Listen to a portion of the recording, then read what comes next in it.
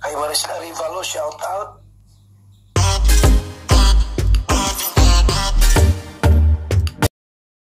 Isang mapagpalang araw po sa ating lahat mga kalingap. Kumusta na po kayo? Sana ay nasa mabuti tayong kalagayan lahat kung saan man tayo naroroon. Sa lahat po na nanunood at sumusuporta at di nag-skip sa aking mga reaction to upload video, maraming salamat po sa inyong lahat.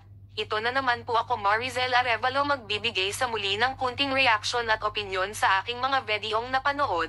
Ating i-subscribe magamang Kuya Val Santos, Matubang Kalingap Rab at Ate Edna Vlogs. Ating suportahan ang channel ni Sis Roda Mix Vlog. Hello mga kalingap, habang natutulog si Sis Roda at may di niya inasahan na ginawa si Rena at ito ay kanyang ikinagulat. Sa isang live ni Sis Roda ay kiniwento niya kung ano ang ginawa ni Rena habang si Sis Roda ay tulog at ito ang sabi ni Sis Roda.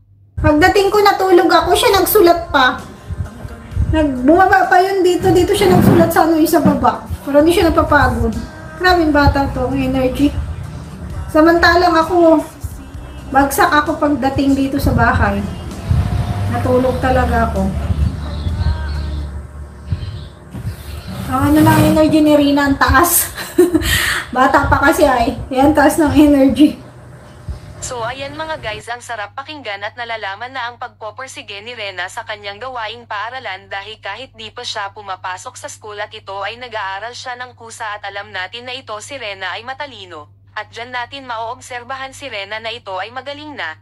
Napakalaking blessing ito para kay Rena ang Team Kalingap at sa lahat dahil andyan sila at maraming nagmamahal sa kanya, kaya sana ay gumaling na upang mas masaya pa. Kaya kung ikaw ay bago pa lang sa aking YouTube channel, paki-subscribe na lang po ang aking munting channel Maricel Arevalo. Maraming salamat po at ingat po tayong lahat, and God bless.